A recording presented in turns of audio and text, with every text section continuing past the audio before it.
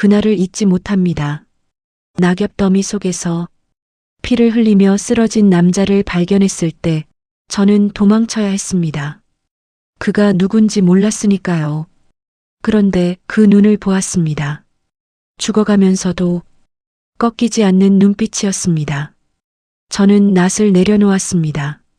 그리고 그를 등에 업었습니다. 보름이 지났습니다. 그는 떠나지 않았고 저도 떠나라 하지 않았습니다. 손가락 하나의 거리, 말하지 못한 것들이 방 안을 가득 채우던 그 밤들. 그런데 어느 날 새벽 붉은 관복의 관리들이 마을을 에워쌌습니다. 영모 죄인. 그리고 저는 알았습니다. 처음부터 제가 덫이었다는 것을. 이야기가 시작되기 전에 구독으로 자리를 함께 해주세요. 저는 죽은 사람이었습니다. 남편이 먼저 떠난 날부터 저는 살아있되 죽어있는 사람이었습니다. 경상도 함안 가연 마을의 깎아지른 산등성이에서 약초를 캐고 눈먼 시어머니의 손을 잡고 밤이면 빈 아랫목에 혼자 무릎을 껴안는 것이 제 삶의 전부였습니다. 그 삶에 불만은 없었습니다. 없다고 스스로를 설득하며 살았습니다. 24. 과부 서연. 그 이름 앞에 붙은 수식은 늘 같았습니다. 불쌍하다. 고생한다. 그래도 효부다. 저는 그 말들을 등에 이고 산을 올랐고 다시 내려왔습니다. 그날도 그랬습니다. 가을 끝 무렵 찬설이가 낙엽 위에 하얗게 내려앉은 오전이었습니다. 빈 바구니를 등에 지고 북쪽 비탈길을 오르는데 발밑에 낙엽이 이상하게 소리를 냈습니다. 바람이 아니었습니다. 짐승도 아니었습니다. 저는 낫을 꺼내지도 못했습니다. 낙엽 더미가 이질적으로 부풀어 있는 그 자리에 한 사내가 엎드려 있었습니다. 누구냐? 쉰 목소리였습니다. 목에서 나오는 소리가 아니라 땅에서 기어 나오는 것 같은 소리였습니다. 저는 그 남자를 보았습니다.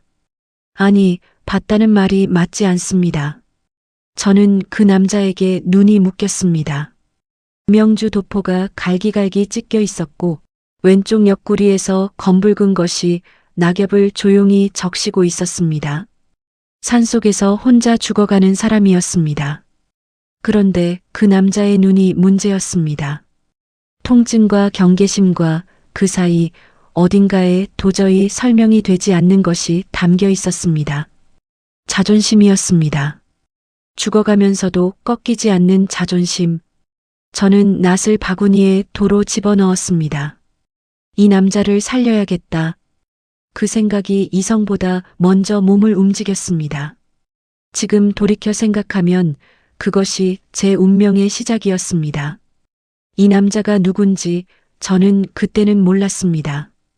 알았더라면 낙엽을 덮어주는 대신 도망쳤을 것입니다. 저는 그 남자를 업었습니다. 무거웠습니다. 단순히 몸무게의 문제가 아니었습니다. 낯선 사내의 체온이 제 등을 타고 올라오는 것이 무거웠습니다. 남편이 죽은 뒤 어떤 남자의 온기도 느껴본 적이 없는 등이 그 열기를 어떻게 처리해야 할지 몰라 뻣뻣하게 굳었습니다. 집에 도착해 어머니께는 길에서 쓰러진 나그네라고만 했습니다. 며느리, 그 사람 몸에서 피냄새가 난다. 어머니는 눈이 안 보이는 대신 코가 짐승처럼 예민했습니다. 저는 대답 대신 아궁이에 불을 지폈습니다. 문제는 상처를 처치해야 한다는 것이었습니다.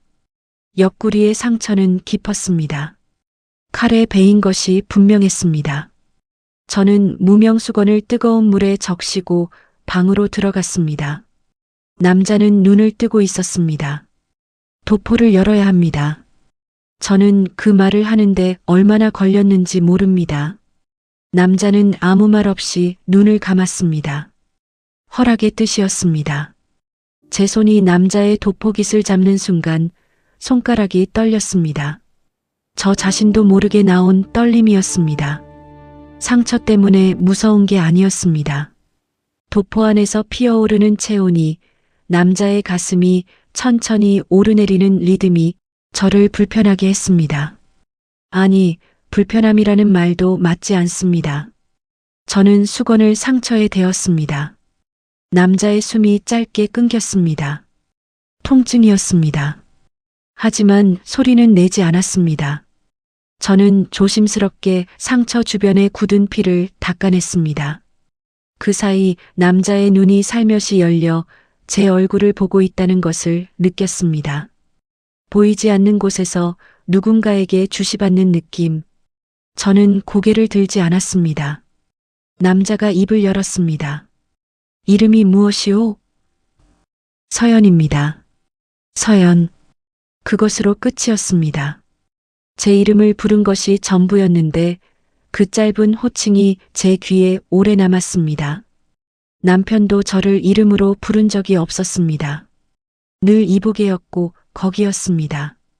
저는 서둘러 상처에 약초를 붙이고 방을 나왔습니다. 문을 닫은 뒤 흙벽에 등을 기댔습니다.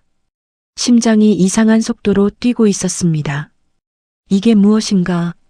저는 그것에 이름을 붙이지 않으려 애썼습니다. 이름을 붙이는 순간 더 커질 것 같아서였습니다.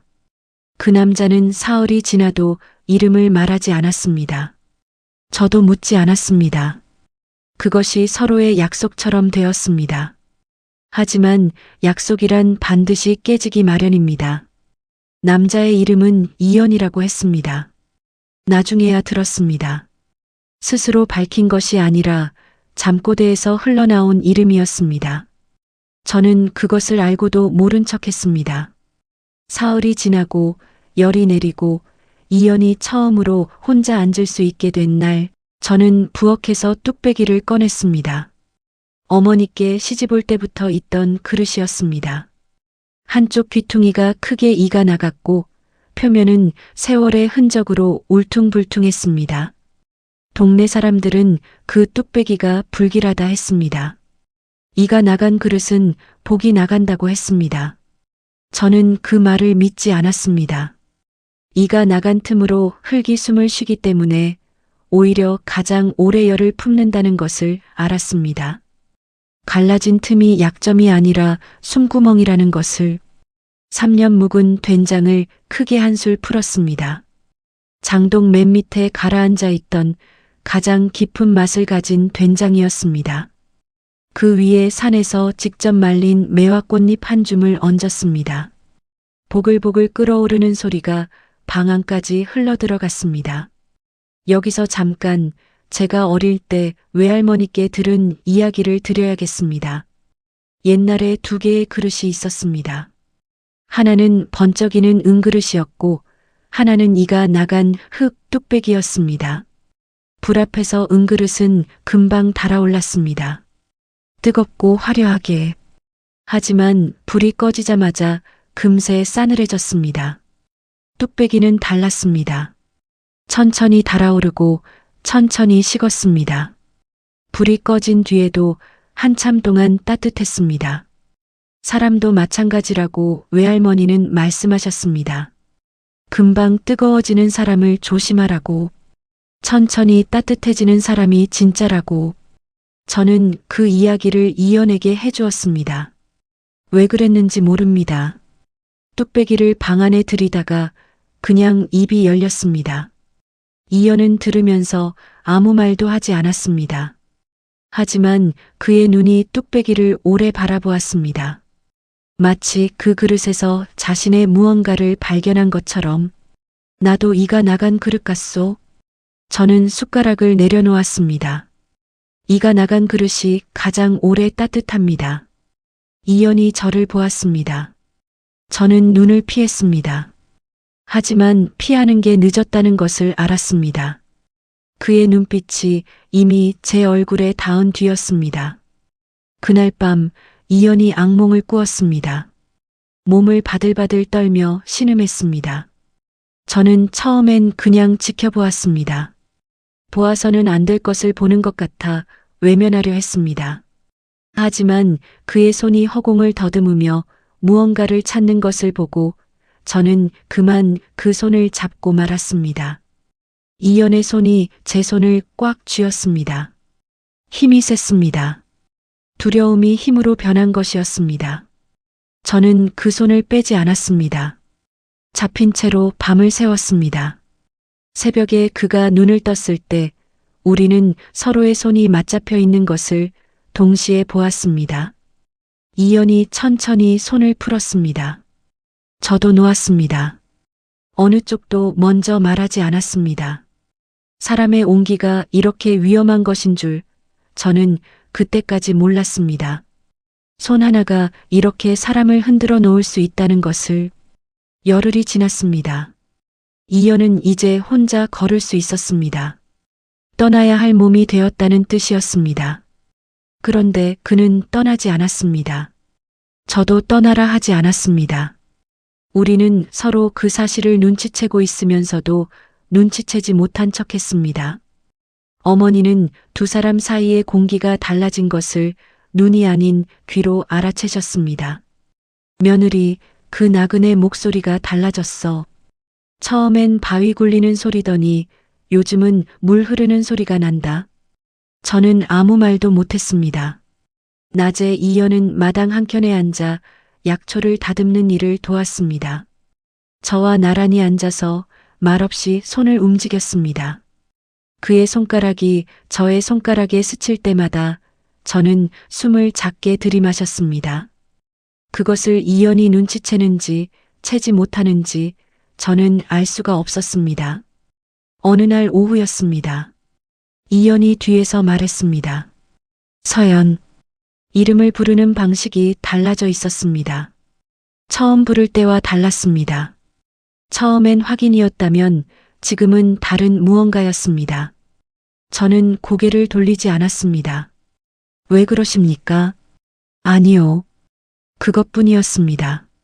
하지만 그 아니오가 방 안에서 오래 울렸습니다. 말하려다 삼킨 것들이 그 두 글자 뒤에 무겁게 쌓여 있었습니다. 저는 약초 바구니를 들고 부엌으로 들어갔습니다. 그리고 아궁이 앞에 쪼그리고 앉아 불을 바라보았습니다. 불꽃이 흔들렸습니다. 제 안에서도 무언가가 흔들리고 있었습니다. 이것은 안 됩니다. 저는 스스로에게 말했습니다. 이 남자는 떠나야 할 사람입니다. 저는 이 산골에 박힌 사람입니다. 하지만 사람의 마음이 이성의 말을 듣는다면 세상에 야담이라는 것은 생겨나지 않았을 것입니다. 그날 밤 이연이 방에서 나와 마루에 앉았습니다. 달이 크게 떠 있는 밤이었습니다. 저는 부엌 일을 끝내고 나오다가 그와 마주쳤습니다. 못 자십니까? 서연은? 저는 자려던 참이었습니다. 그렇소. 이연이 달을 보았습니다. 저도 달을 보았습니다. 같은 달을 보고 있는데 같은 생각을 하고 있는지 전혀 알 수 없는 것이 사람이었습니다. 아니면 같은 생각을 하고 있으면서 모른 척하는 것이 사람이거나. 이연이 천천히 손을 뻗어 마루 위에 놓인 제 손 옆에 내려놓았습니다. 닿지는 않았습니다. 닿을 듯 말 듯 손가락 하나 사이의 거리였습니다. 저는 그 간격을 보았습니다. 숨이 멈추는 것 같았습니다. 이연의 손가락이 미세하게 움직였습니다. 제 쪽으로 기울어지는 듯한 움직임이었습니다. 그러다 멈추었습니다. 저도 움직이지 않았습니다. 움직일 수가 없었습니다. 그 사이의 거리, 손가락 하나의 거리가 그날 밤 가장 뜨거운 것이었습니다. 닿지 않음으로 해서 더 크게 울리는 것이 있었습니다. 저는 그것을 처음 알았습니다. 이연이 먼저 손을 거두었습니다. 일어났습니다. 자시오. 예. 저는 방으로 들어갔습니다. 이불을 당겼습니다. 한참을 눈을 뜨고 어두운 천장을 바라보았습니다. 손가락 하나의 거리가 눈에 밟혔습니다. 그런데 바로 다음 날 저는 이연이 누구인지 알게 되었습니다. 그 순간 그 따뜻한 밤들은 모두 산산조각이 났습니다. 박찬판이 왔습니다. 붉은 관복을 입은 사내들이 좁은 마을길을 막고 섰을 때 저는 장독대에서 된장을 퍼다가 그 광경을 보았습니다. 박찬파는 말에서 내리지도 않은 채 마당으로 들어섰습니다. 이 집에 낯선 사내를 숨겨놓은 것이 사실이냐? 저는 손이 떨렸습니다. 하지만 된장 사발을 떨어뜨리지는 않았습니다. 나그네가 상처를 입어 하룻밤 쉬어가셨습니다. 하룻밤? 보름이 넘었다. 저는 아무 말도 하지 못했습니다. 박찬판의 눈이 방문으로 향했습니다. 조정에서 영모죄로 수배 중인 죄인이다. 이 집에 있다면 당장 내어놓아라. 영모. 그 두 글자가 공기 중에 떠서 제 귀를 찔렀습니다. 저는 방문을 보았습니다. 이연이 방 안에 있었습니다. 영모죄인. 손에서 된장 사발이 바닥으로 천천히 내려갔습니다. 박살나는 소리도 들리지 않았습니다. 제 머릿속에서는 이연의 얼굴과 영모라는 단어가 서로 맞지 않는 퍼즐처럼 충돌하고 있었습니다. 방문이 열렸습니다. 이연이 스스로 나왔습니다. 도포가 반듯했습니다. 상처를 입은 사람이라고는 믿기지 않는 자세였습니다. 그의 눈이 박찬판을 보았고 다시 저를 보았습니다. 이 집 사람은 아무것도 모르오. 박찬판의 입술이 비틀렸습니다. 충청감사 이연. 영모 혐의로 압송한다. 충청감사. 저는 그제야 알았습니다. 이연은 단순한 나그네가 아니었습니다. 조정에서 감사직을 맡던 고위 관료였습니다. 그리고 누군가에게 영모의 누명을 쓴 채 산속으로 도망쳐온 사람이었습니다. 관군들이 이연의 팔을 잡았습니다. 이연이 끌려가면서 마지막으로 저를 보았습니다. 그 눈에 담긴 것은 사죄였습니다. 미안하다는 말이었습니다. 하지만 저는 그 눈을 똑바로 볼 수가 없었습니다. 너무 많은 것이 한꺼번에 무너지고 있었습니다. 말발굽 소리가 사라지고 마당에 혼자 남은 저는 한동안 그 자리에서 움직이지 못했습니다. 영모죄인을 숨긴 것입니다. 저는 조정을 속인 것입니다. 시어머니를 위험에 빠뜨린 것입니다. 그런데 왜 그것보다 먼저 떠오른 것이 마루에서 나란히 달을 보던 밤이었을까요? 손가락 하나의 거리가 왜 그렇게 뜨거웠을까요? 어머니가 문 앞에서 기침을 하셨습니다. 며느리, 그 나그네는 갔느냐? 예, 어머니. 안타깝구나. 그 사람 착한 심성이더라. 저는 그 말에 울음이 올라왔습니다. 삼켰습니다. 삼키고 부엌으로 들어가 뚝배기를 꺼내 불에 올렸습니다. 아무도 없는 부엌에서 혼자 된장을 풀었습니다. 보글보글 끓어오르는 소리가 났습니다. 이연이 처음 그 소리를 듣고 눈을 동그랗게 떴던 모습이 떠올랐습니다. 그런데 그것이 끝이 아니었습니다. 사흘 뒤 저는 훨씬 더 잔인한 진실을 듣게 되었습니다. 박찬판의 부하 하나가 몰래 찾아왔습니다. 밤중에 혼자서. 저는 처음에 그가 저를 연행하러 온 줄 알았습니다. 그래서 어머니 곁에 앉아 손을 꼭 쥐고 기다렸습니다. 그런데 그자는 뜻밖의 말을 했습니다. 박찬판이 충청감사 나리를 이 마을로 유인한 것이요. 유인. 저는 그 단어를 처음엔 이해하지 못했습니다. 나리가 이 산길을 이용한다는 것을 박찬판이 이미 알고 있었소. 산속에서 습격한 것도 박찬판의 사람들이었소. 그리고 이 집을 알고 있었소. 과부가 사는 외진 집이라 나리가 반드시 여기에 몸을 숨길 것이라고 계산한 것이요.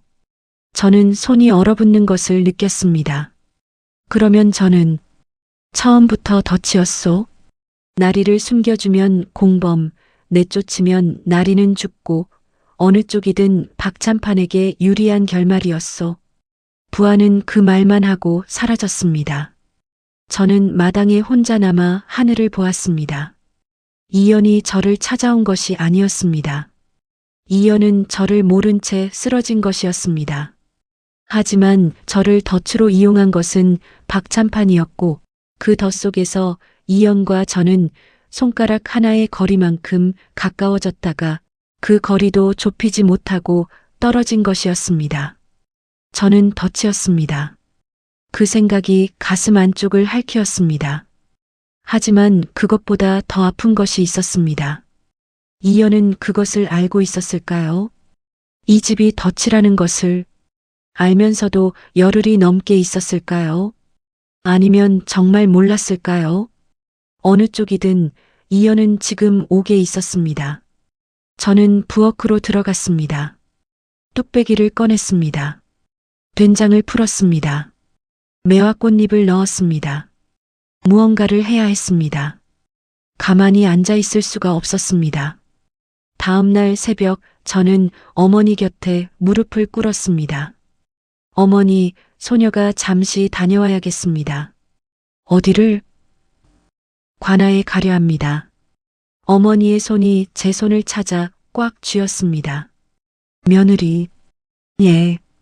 그 나그네가 그리 중하냐? 저는 대답하지 못했습니다. 대답할 수 있는 말이 없었습니다. 중하다고 하면 거짓이 아니었고 아니라고 하면 그것이 거짓이었습니다. 어머니는 더 묻지 않으셨습니다. 다만 제 손을 한번 꽉 쥐었다가 놓아주셨습니다. 그것으로 충분했습니다. 저는 그날 관아에 갔습니다. 그리고 제 입으로 직접 박찬판의 음모를 고했습니다. 그 결과가 어떻게 될지 알면서도 관아에서 돌아오는 길 저는 빈손이었습니다. 제 증언이 무게를 가지려면 더 높은 자리의 결정이 필요했습니다. 그것은 한양의 일이었습니다.